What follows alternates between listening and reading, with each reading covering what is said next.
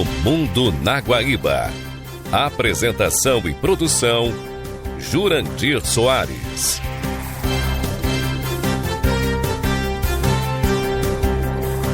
Boa noite.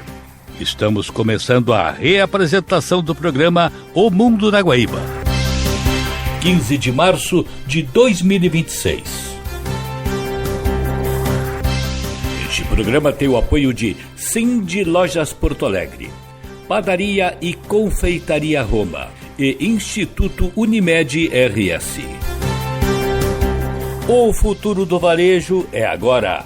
FBV 2026, de 20 a 22 de maio. Ingressos antecipados em feirabrasileiradovarejo.com.br.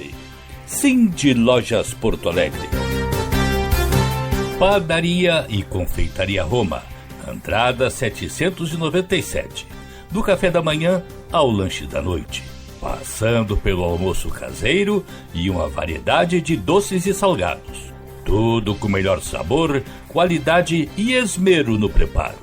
Reservas e pedidos pelo telefone 51 99391 4421.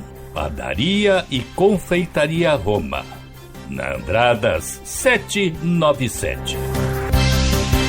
Há 18 anos, o Instituto Unimed RS transforma realidades, promovendo projetos sociais em todo o estado.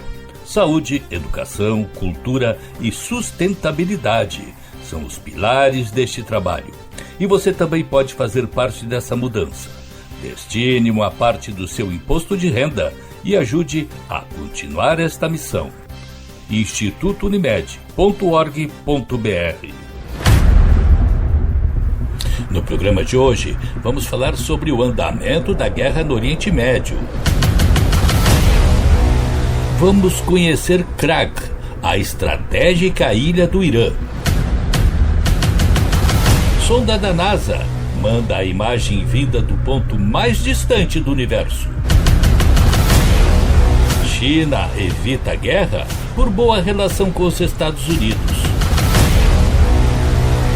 Chile vira para a direita e a aposta do Irã no quanto pior, melhor.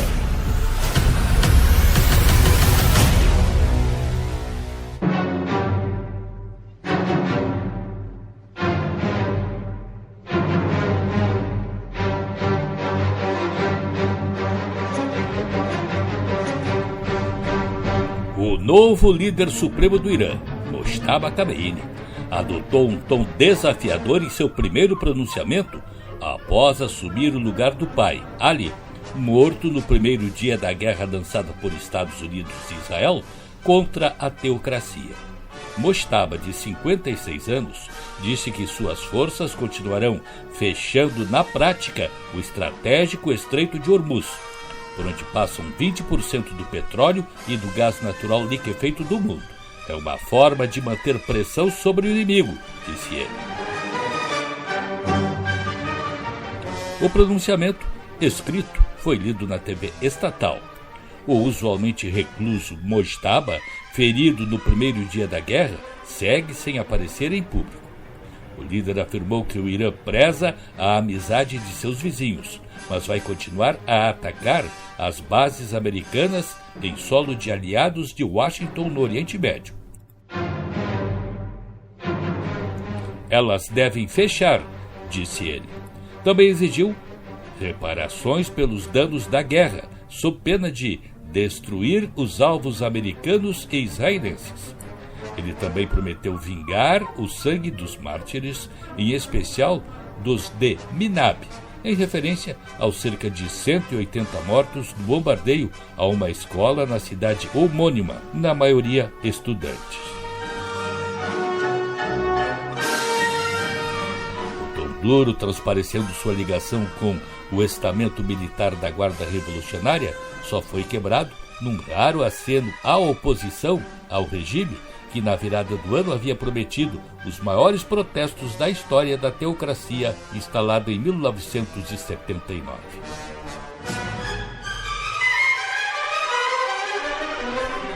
A unidade entre todos os indivíduos e estratos da nação não deve ser prejudicada.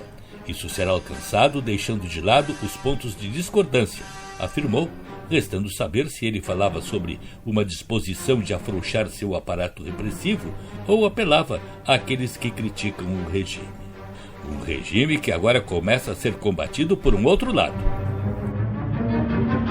Uma das alternativas citadas pelo presidente Donald Trump para desestabilizar o regime do Irã seria promover uma revolta dos curdos, uma etnia que vive no norte do país e que é dividida em 4 países. Além do Irã, estão também no Iraque, na Turquia e na Síria. E segundo a Fox News, a rebelião dos curdos já está acontecendo. A agência traduziu os pronunciamentos com o uso da inteligência artificial. Autoridades declararam à Fox que milhares de curdos iraquianos lançaram uma ofensiva terrestre no Irã, dizimando, destruindo e derrotando o país.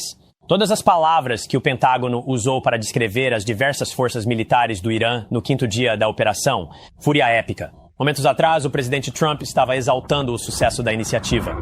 Portanto, estamos em uma posição muito forte agora, assim como a liderança deles.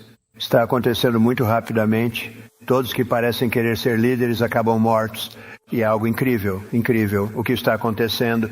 Os mísseis deles estão sendo rapidamente eliminados. Os lançadores deles estão sendo destruídos.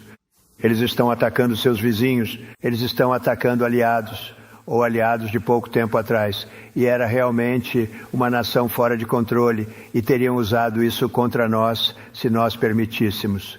O secretário da Guerra está dizendo que isso é apenas o começo. Nós estamos apenas começando. Estamos acelerando, não desacelerando. As capacidades do Irã estão evaporando a cada hora, enquanto a força americana se torna mais feroz, mais inteligente e totalmente dominante. Mais bombardeiros e mais caças estão chegando hoje mesmo. Podemos sustentar essa luta facilmente pelo tempo que for necessário. A Casa Branca informa que mais de 17 mil americanos já retornaram em segurança do Oriente Médio e repete a motivação do presidente para tal operação. Este é um regime terrorista fora da lei que vem ameaçando os Estados Unidos, nossos aliados e nosso povo há 47 anos. Este é um presidente que tem sido notavelmente consistente nessa questão de que o Irã nunca poderá obter uma arma nuclear. E o presidente tentou a paz por meio da diplomacia de forma exaustiva e extensa. Ele e sua equipe deram o seu melhor e o presidente acabou chegando a essa conclusão. A paz não era um caminho viável. O regime iraniano quer morte, quer destruição, quer matar americanos, e isso é inaceitável para este presidente. Isso é intolerável para ele como comandante em chefe. Aqui estão os números do conflito até agora. Os EUA atacaram mais de 2 mil alvos iranianos e destruíram mais de 20 embarcações navais iranianas. O Irã lançou mais de 500 mísseis balísticos e mais de 2 mil drones. A Reuters informa que executivos de defesa planejam visitar a Casa Branca para discutir o aumento da produção de armas ante o receio de estoques baixos.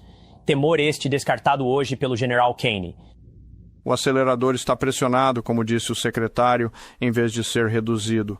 Isso manterá a pressão constante sobre o adversário nos próximos dias, atrapalhando seus cronogramas de lançamento e impondo custos 24 horas por dia. Eu sei que surgiram muitas perguntas sobre munições. Temos o suficiente.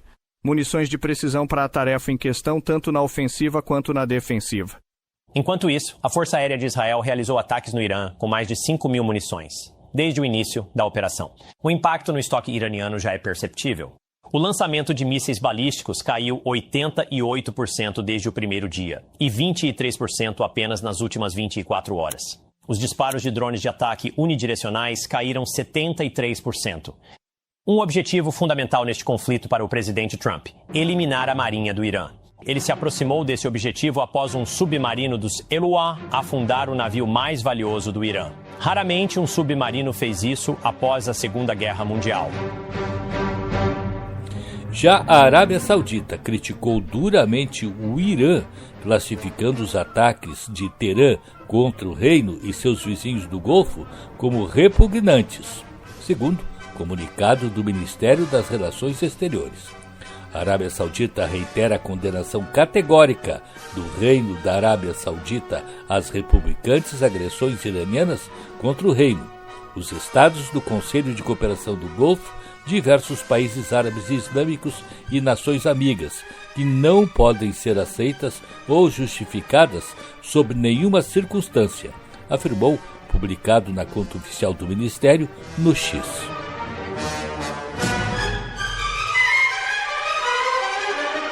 Nós voltaremos a falar sobre a guerra no último bloco do programa.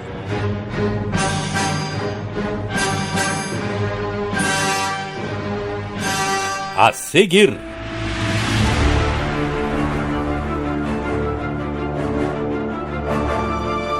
vamos conhecer Karg, a estratégica ilha do Irã no Golfo Pérsico.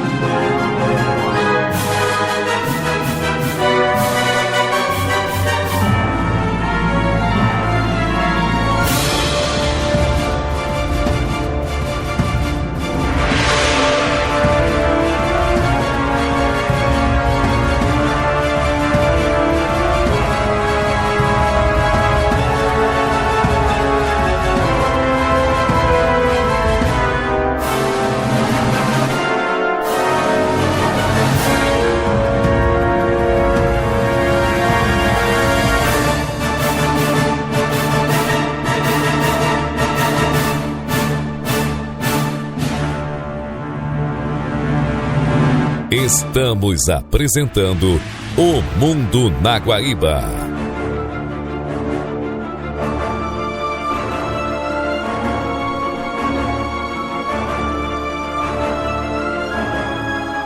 Em meio à guerra entre Estados Unidos e Israel com o Irã, surgiram as especulações de que o governo dos Estados Unidos estaria planejando enviar militares por terra para capturar a ilha de Karg.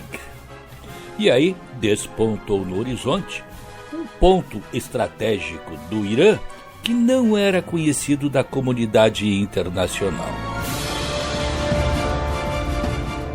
Washington se recusou a comentar suas intenções em relação à ilha de Karg, mas o destino da pequena porção de terra, com apenas alguns quilômetros de extensão, e localizada a cerca de 25 quilômetros da costa iraniana, pode ser decisivo tanto para o rumo do conflito quanto para o equilíbrio energético no Oriente Médio.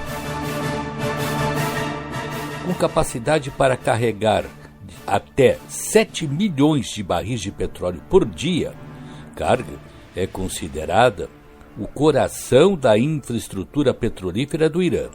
Um bombardeio ou tentativa de tomada da ilha, segundo reportagem do Financial Times, tende a provocar um choque imediato no mercado global e elevar drasticamente o risco de uma forte escalada da guerra. Diante de uma retaliação de Teherã contra polos de produção de petróleo nos países do Golfo. Construída na década de 1960 pela petroleira americana Amoco, Karg tornou-se principal polo de escoamento da produção do país graças ao desenho geográfico da costa iraniana. Grande parte do litoral é rasa demais para receber superpetroleiros, o que transformou a ilha em um dos poucos pontos capazes de acomodar navios de grande porte.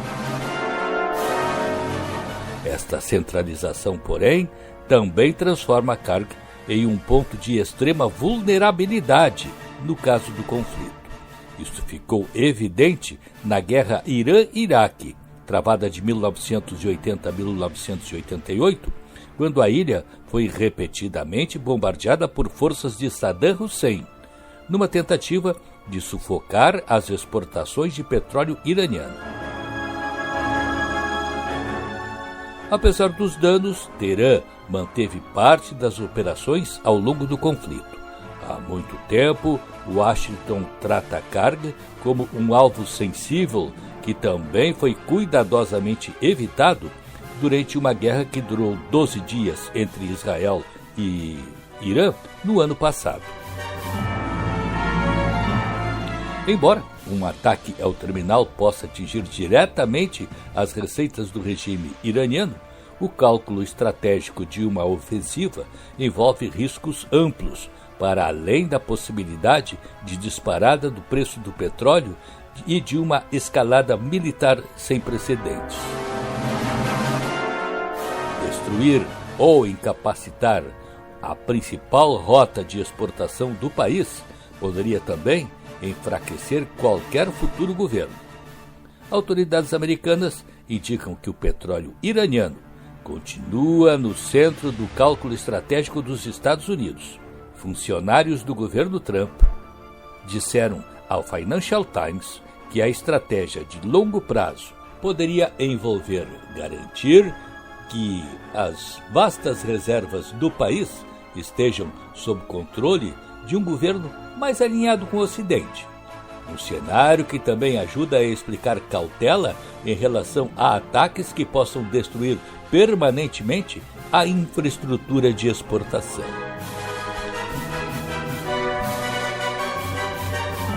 Até agora, a campanha militar contra o Irã tem sido dividida geograficamente entre aliados. Os ataques israelenses têm se concentrado no oeste e no centro do país, mirando instalações militares e energética.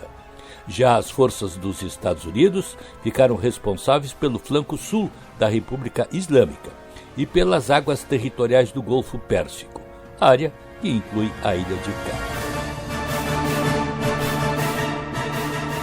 No domingo 9, Israel atingiu os principais depósitos de combustíveis de Teherã, provocando grandes incêndios em tanques de gasolina e cobrindo a capital com uma densa coluna de fumaça. Karg, no entanto, não foi alvo dos bombardeios, apesar de políticos israelenses defenderem ataques diretos à infraestrutura energética do Irã. Manter as operações do terminal salvo da guerra passa ainda por uma leitura diplomática de evitar rusgas diretas com a China, principal compradora de petróleo do Irã. Interromper esse fluxo poderia pressionar ainda mais os preços globais do produto e, ao mesmo tempo, tensionar as relações de Washington com os seus aliados de Pequim. Por isso, analistas avaliam que apenas cenários extremos poderiam arrastar a ilha para o conflito.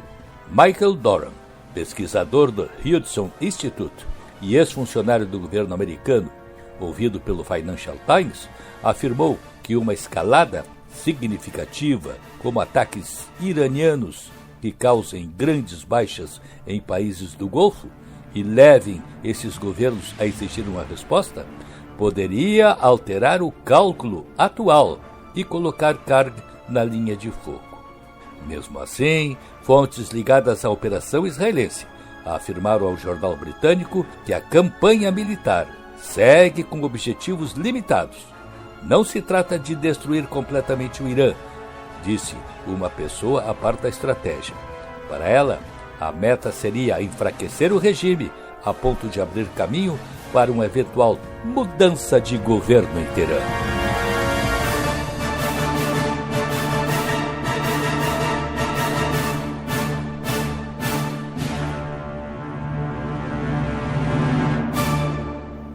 A seguir,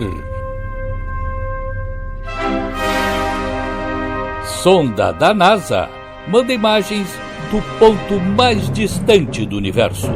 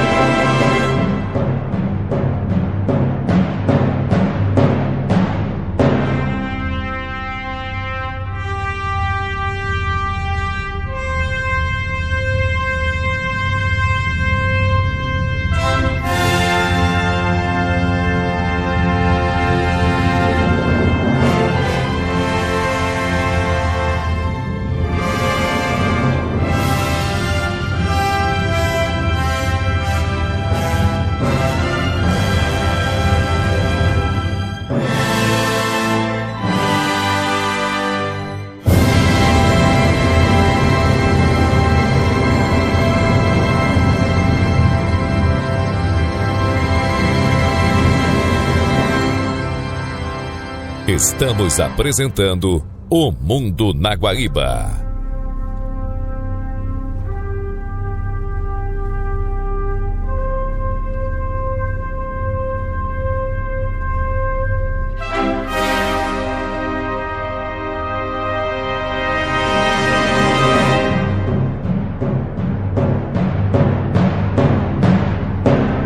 O programa New Frontiers, Novas Fronteiras, da NASA, é uma série de missões espaciais de médio porte focadas na exploração de alta prioridade do Sistema Solar. Situa-se entre as missões de baixo custo, Discovery, e as grandes missões, Flagship. Atualmente o programa conta com missões icônicas, como New Horizons, para Plutão e Centurião de Kuiper, Juno, para Júpiter, Osiris-Rex para o asteroide Bennu e a futura Dragonfly para Titã. O canal Mistérios do Espaço nos conta a respeito de uma dessas missões, que é considerada uma das mais importantes. Por mais veloz que uma sonda consiga viajar pelo universo, as distâncias colossais fazem com que sequer toquemos as regiões mais longínquas da galáxia. Em missões espaciais de longa duração, o funcionamento das espaçonaves é fortemente limitado pela quantidade de energia que seus sistemas geram. Por isso, à medida que a energia diminui, os primeiros equipamentos a serem desligados são aqueles considerados menos essenciais para a obtenção de dados científicos. Ainda assim, houve uma missão da NASA que desafiou essa lógica ao ligar sua câmera a bilhões de quilômetros de distância, registrando uma imagem de enorme valor simbólico e científico. Você vai conhecer essa que foi a imagem mais distante já registrada no espaço. A New Horizons foi concebida para explorar um dos domínios mais remotos do Sistema Solar. Lançada como a primeira missão do programa Novas Fronteiras da NASA, ela tinha como objetivo estudar Plutão, suas luas e outros corpos do cinturão de Kuiper, uma vasta região além da órbita de Netuno, preservada desde a formação planetária há bilhões de anos. Ao alcançar esse destino principal, a sonda já havia viajado por mais de 9 anos. Desde o lançamento, a sonda New Horizons quebrou recorde. Impulsionada por uma combinação de estágios de foguete, atingiu a maior velocidade de partida já registrada para um objeto construído pelo ser humano em relação à Terra. Em poucos meses ela chegou a Marte e ia seguindo em direção ao espaço profundo. Em 2007, ela chegou então a Júpiter e usou a gravidade do gigante gasoso para ganhar velocidade adicional. Essa manobra foi realmente decisiva, uma vez que diminuiu o tempo de viagem em até 3 anos até Plutão. Após deixar Júpiter, ela entrou em modo de hibernação e só foi ativa poucas vezes para correções orbitais. Em 2015, já a bilhões de quilômetros da Terra, ela iniciou a fase final de aproximação a Plutão. Mesmo com um atraso de mais de 4 horas no sinal de comunicação, cada comando era executado com precisão. As primeiras imagens começaram a revelar detalhes inesperados, mostrando que aquele mundo gelado era muito mais complexo do que se imaginava. O sobrevoo histórico ocorreu em 14 de julho de 2015, quando a New Horizons passou a cerca de 7.800 km da superfície de Plutão. Os dados confirmaram o tamanho real do planeta anão e revelaram paisagens surpreendentes, como a vasta planície em forma de coração conhecida como Sputnik Planitia. As observações indicaram atividade geológica recente, presença de geleiras de nitrogênio e uma atmosfera mais dinâmica do que os modelos previam. Em Caronte, a sua maior lua, surgiram evidências de um antigo oceano interno de água congelada. Mesmo após esse feito, a missão não terminou. A New Horizons foi redirecionada para um novo alvo no cinturão de Kuiper, e em 1º de janeiro de 2019, ela realizou o sobrevoo mais distante da história, ao passar por Arrokoth. As imagens revelaram um corpo primordial, com formato duplo e uma estrutura inédita. Atualmente, a sonda segue saudável, afastando-se continuamente do Sol, como uma mensageira das regiões mais antigas e inexploradas do nosso sistema planetário. Porém, as sondas fizeram história muito além desses sobrevoos. Muitos até se perguntam o que as sondas Voyager veriam se elas ligassem suas câmeras hoje em dia. Já tem até um vídeo especificamente sobre isso aqui no canal. Eu vou deixar ao final desse vídeo para você assistir. Mas o fato é que as câmeras das Voyager hoje em dia estão desativadas por motivos energéticos. No caso da sonda New Horizons, ela ainda tem energia de sobra e as câmeras não necessariamente estão desativadas para sempre. Nesse contexto, a NASA fez uma imagem simplesmente histórica. Essa imagem, aparentemente simples e ruidosa, pontilhada por estrelas distantes, carrega um feito extraordinário. Ela foi registrada quando a sonda New Horizons estava a cerca de 6,1 bilhões de quilômetros da Terra, já profundamente imersa no cinturão de Kuiper. Em um momento em que quase todas as missões espaciais já teriam desligado suas câmeras há muito tempo, a New Horizons voltou a ativar seu principal instrumento óptico e fez história. O registro foi feito pelo instrumento LORRI, conhecido como imageador de reconhecimento de longo alcance, uma câmera telescópica projetada para captar alvos muito tênues a grandes distâncias. A imagem mostra um campo estelar conhecido como um aglomerado aberto da nossa galáxia. Embora não pareça espetacular à primeira vista, o valor científico e simbólico desse quadro está na distância extrema em que foi obtido. No momento da captura, em 5 de dezembro de 2017, a New Horizons encontrava-se a aproximadamente 40,9 unidades astronômicas de distância, o que equivale a 6,1 bilhões de quilômetros do nosso planeta, ou quase 41 vezes a distância da Terra ao Sol. Isso significa que o sinal de comando enviado para a Terra levou mais de 5 horas para chegar à sonda, e outras 5 horas para a confirmação do registro retornar. Cada segundo de operação exigiu planejamento minucioso e absoluta confiança no sistema da espaçonave. Essa imagem quebrou um recorde mantido por 27 anos. Até então, a marca pertencia à Voyager 1, que em 1990 havia captado o famoso pálido ponto azul a cerca de 6,06 bilhões de quilômetros da Terra.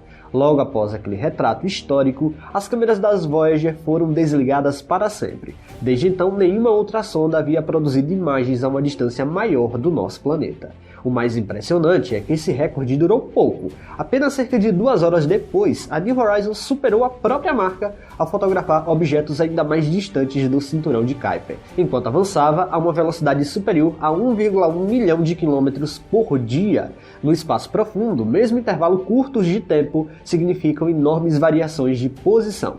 Do ponto de vista técnico, ligar uma câmera a essa distância não é tão importante assim. A energia disponível da New Horizons vem de um gerador nuclear que se degrada lentamente com o tempo. Cada imagem exige uma escolha criteriosa sobre quais sistemas permanecerão ativos. Captar esse campo estelar foi, acima de tudo, uma decisão consciente de testar os limites finais da exploração visual no sistema solar. Além do valor simbólico, a imagem também teve papel funcional. Ela serviu como calibração de sensores do LORRI em condições extremas, ajudando a avaliar a precisão do instrumento antes do encontro com o objeto Arrokoth, ocorrido em 2019.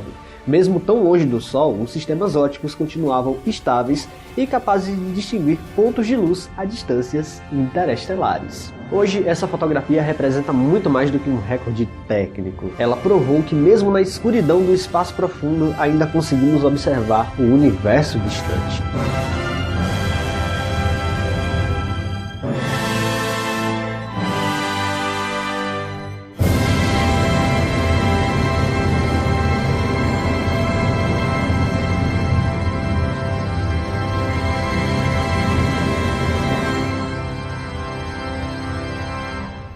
A seguir,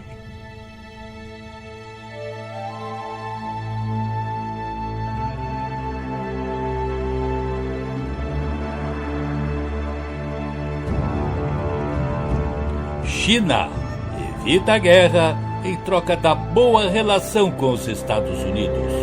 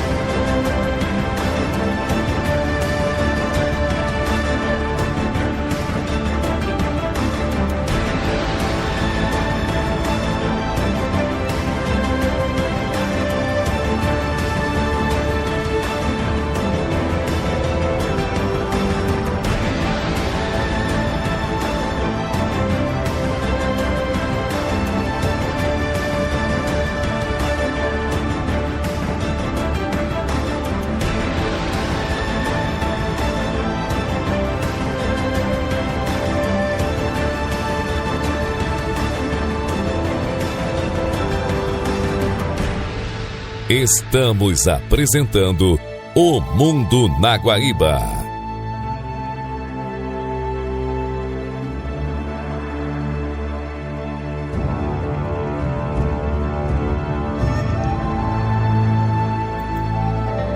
O chanceler chinês Wang Yi afirmou que 2026 será um grande ano para a relação entre China e Estados Unidos, declarando também que intercâmbios de alto nível já estão em discussão. As relações entre China e Estados Unidos mobilizam todas as partes e afetam o mundo inteiro. Se os dois países deixarem de se relacionar, isso só levará a mal-entendidos e erros de cálculo. Caminhar para o conflito e confronto prejudicará ainda mais o mundo, disse em entrevista coletiva como parte da reunião anual do Congresso Chinês, que se estendeu ao longo desta semana. A declaração ocorre às vésperas de um esperado encontro entre o presidente americano Donald Trump e o líder do regime chinês Xi Jinping em Pequim. A reunião, ainda não confirmada, é aguardada desde o último encontro entre os dois líderes em Busan, na Coreia do Sul, quando colocaram freios na disputa comercial que afetava os dois países.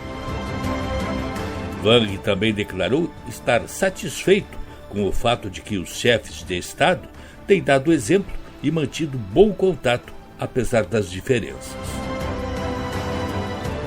O que agora é necessário é que ambos os lados façam preparativos minuciosos, criem um ambiente adequado, administrem as divergências existentes e eliminem interferências desnecessárias. A atitude da China sempre foi positiva e aberta. O ponto-chave é que os Estados Unidos também avancem nessa direção, disse ele. O encontro entre Trump e Xi ocorre após o americano realizar uma ofensiva coordenada com Israel contra o Irã, parceiro estratégico de Pequim e uma das principais rotas de expansão da iniciativa Cinturão e Rota. O chanceler voltou a condenar a ação no Oriente Médio, pediu cessar-fogo imediato e afirmou que o conflito nem sequer deveria ter acontecido. Ter o punho mais forte não significa ter mais razão. O mundo não pode retroceder além da selva. Recorrer facilmente à força não prova a própria força, e a população civil não pode se tornar vítima inocente de guerra, disse ele. Além de Teherã, Trump também avançou sobre outro parceiro do regime chinês, a Venezuela, culminando na captura do ditador Nicolás Maduro e de sua esposa, e, por sinal, aguarda um julgamento em um centro de detenção americano.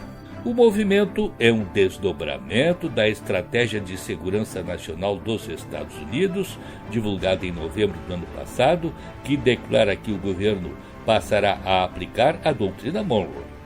Trump também limitou as negociações de petróleo venezuelano, privilegiando acordos com empresas americanas.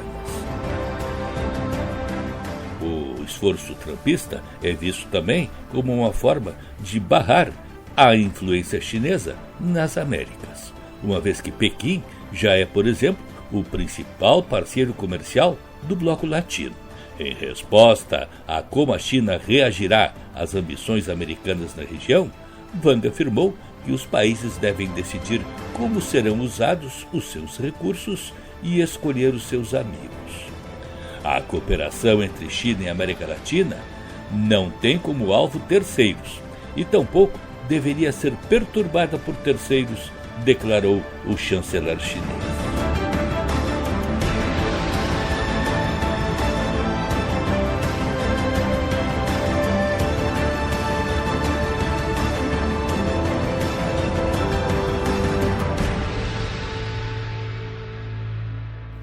A seguir,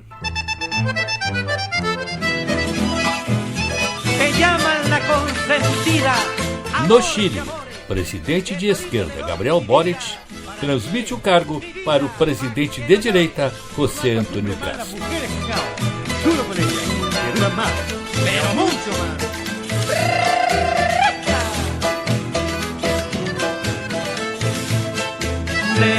Déjame que te llame la consentida, porque todo consigues mi vida con sus porfías, porque todo consigues mi vida con sus porfías. Primero tu cariño, mi idolatría, y después mi pasión, mi vida de noche y día. Déjame que te llame mi vida la consentida. Eres la consentida, amor de amor, que todito te doy mi vida pa' que no llores. Eres la consentida, mi vida, amor de amores, pa' que no llores, sí. Yo te lo digo, donde quiera que vayas, mi vida, yo iré contigo. Eres la consentida, mi vida, de noche y día.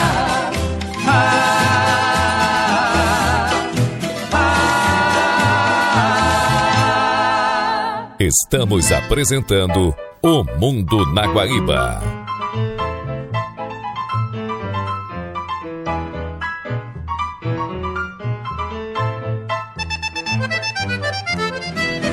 Às 12 horas e 28 minutos desta quarta-feira, o Chile deu início ao governo mais à direita do país desde a volta da democracia.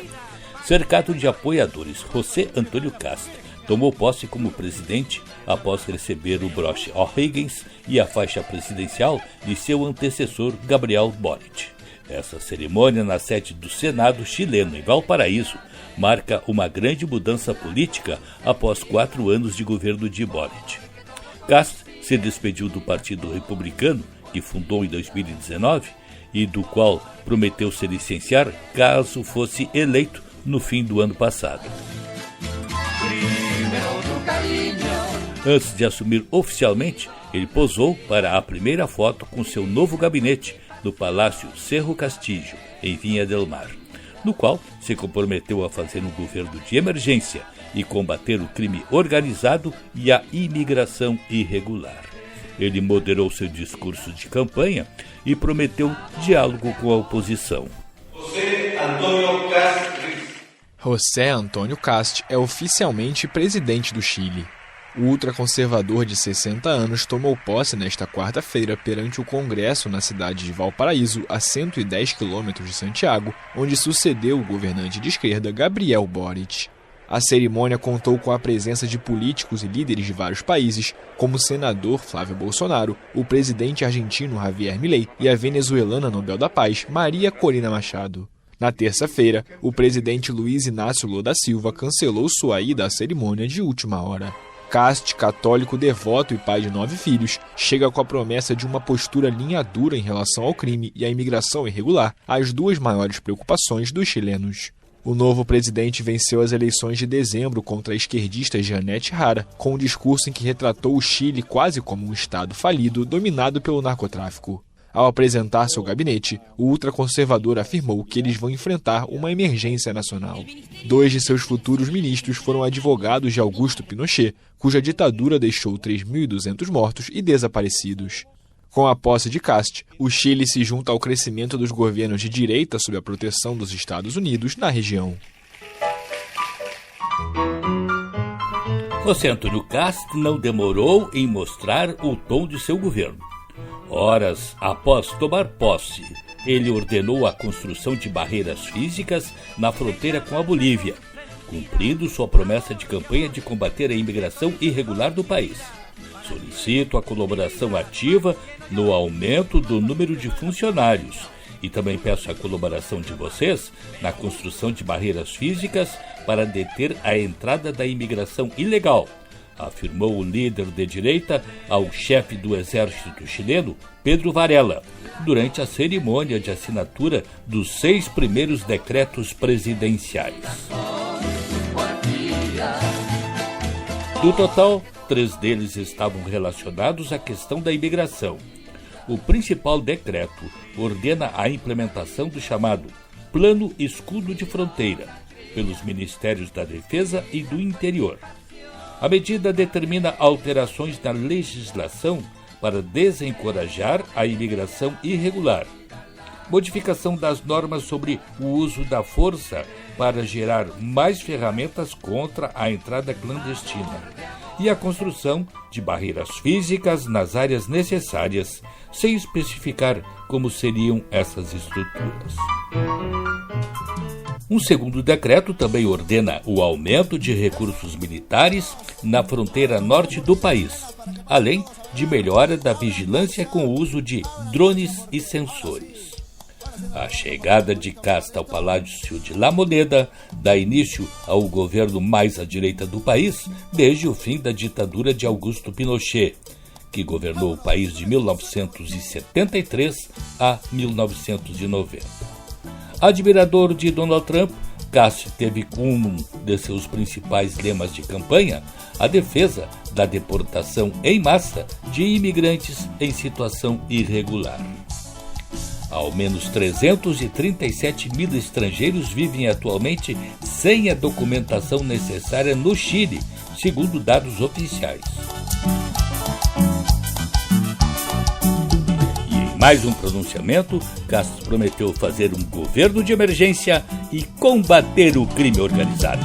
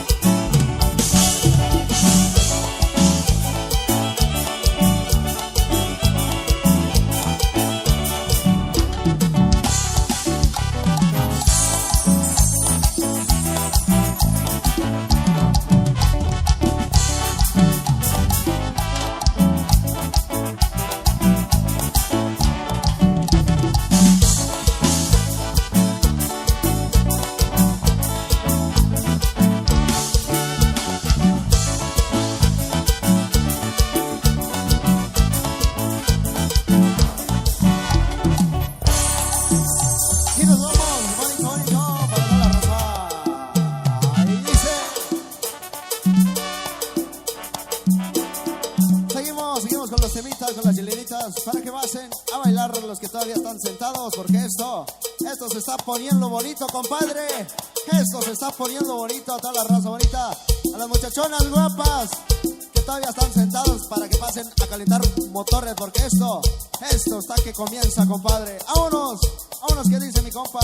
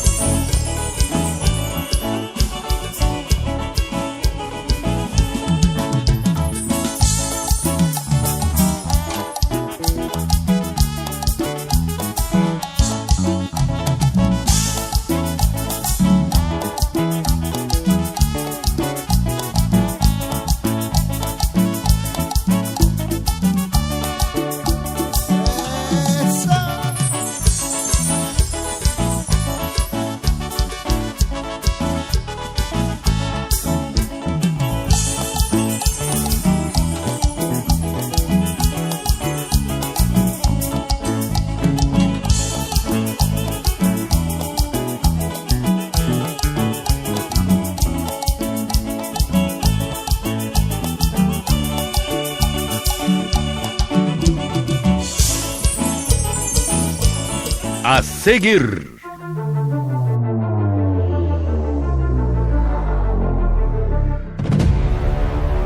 Irã aposta no quanto pior, melhor.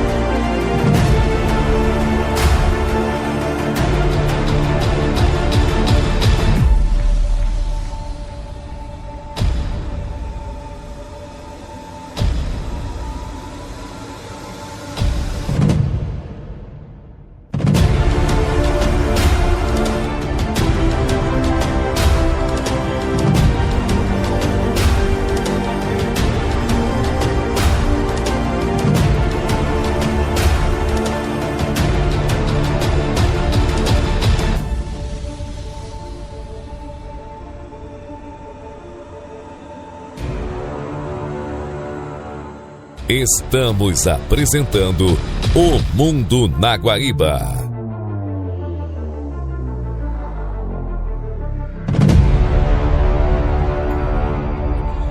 Quanto pior, melhor. Esta é a tática do Irã para a guerra que está travando contra Estados Unidos e Israel. Isto significa espalhar a guerra para o maior número possível de países, procurando gerar o caos. Não é sem razão que as monarquias do Golfo, que não têm nada a ver com o conflito, passaram a ser alvo de ataques, sob a justificativa de abrigarem bases militares dos Estados Unidos.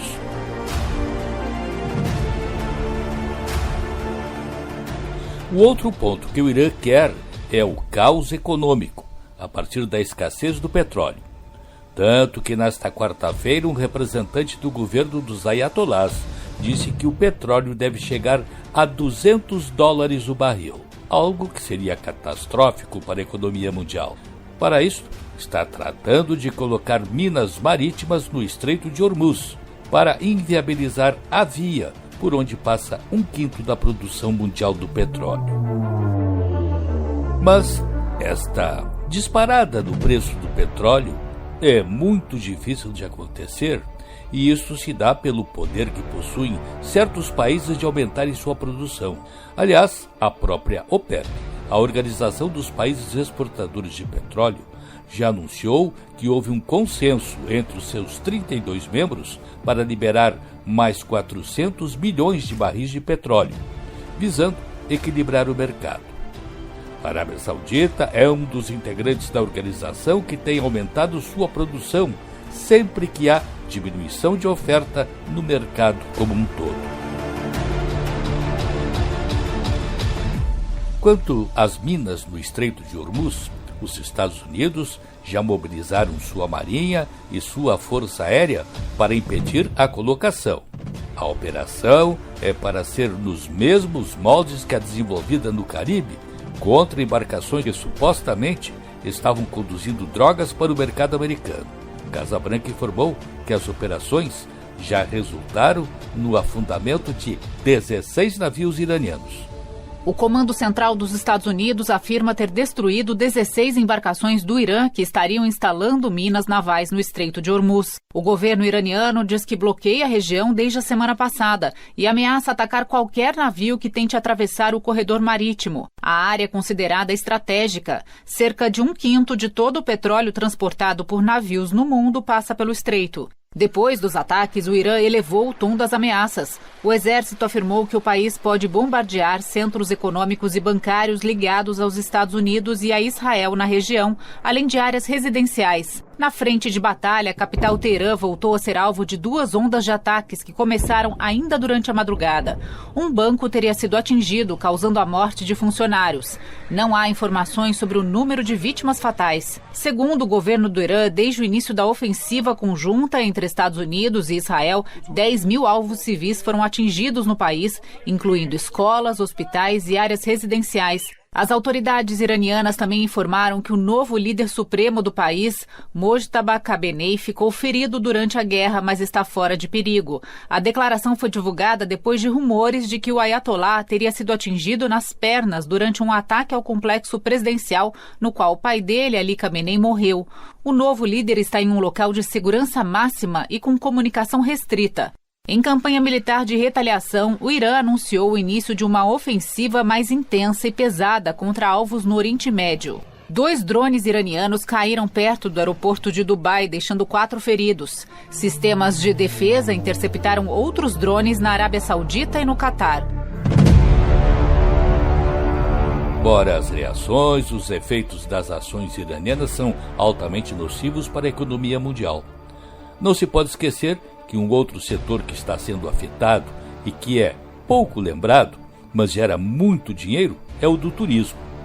E os países mais afetados por isso são Israel, onde está Jerusalém, berço de 3 religiões e que costuma receber milhões de turistas a cada ano. Assim como estão as monarquias árabes do Golfo Pérsico, com suas cidades como Dubai, Doha, Jeddah, que se tornaram, para os seus respectivos países, a grande fonte de renda como alternativa ao petróleo. Ainda em novembro último estive em Dubai e, na ocasião, não poderia imaginar que aquele moderníssimo e altamente tecnológico aeroporto teria parte de suas instalações demolidas em decorrência de uma guerra. Esses estragos de toda a ordem são um incentivo para o Irã seguir com a guerra. Por isso que já disseram que não importa se Trump anunciar o fim das ações americanas, pois eles vão continuar naquela base. Quanto pior, muito melhor.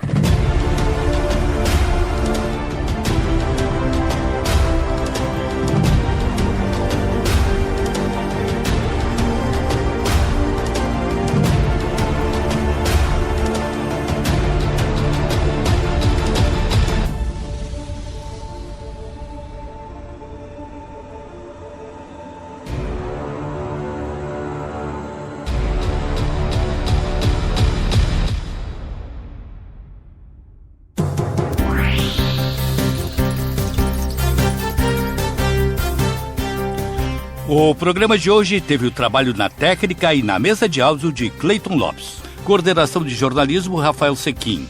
Direção-geral, Claudinei Girotti. E o programa também teve as seguintes participações. Da ONU News em Nova York, Mônica Grayle para a Rádio Guaíba. Silvano Mendes, da Rádio França Internacional, especial para a Rádio Guaíba. Hoje, no mundo militar. Adriana Moisés, da Rádio França Internacional, em especial para a Rádio Guaíba. O Mundo na Guaíba fica disponível no blog jurandirsoares.com.br e no Spotify. Este programa tem o apoio de Cindy Lojas Porto Alegre, Padaria e Confeitaria Roma e Instituto Unimed RS. O futuro do varejo é agora. FBV 2026, de 20 a 22 de maio. Ingressos antecipados em feirabrasileiradovarejo.com.br.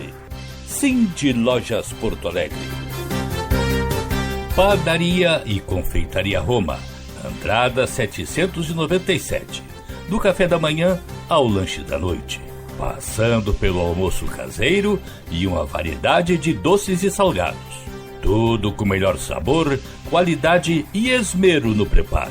Reservas e pedidos pelo telefone 51 99391 4421. Padaria e Confeitaria Roma, na Andradas 797. Há 18 anos, o Instituto Unimed RS transforma realidades, promovendo projetos sociais em todo o estado. Saúde, educação, cultura e sustentabilidade são os pilares deste trabalho. E você também pode fazer parte dessa mudança. Destine uma parte do seu imposto de renda e ajude a continuar esta missão. institutounimed.org.br. O Mundo na Guaíba volta no próximo sábado. Um bom fim de semana para todos. Você ouviu O Mundo na Guaíba. Apresentação e produção, Jurandir Soares.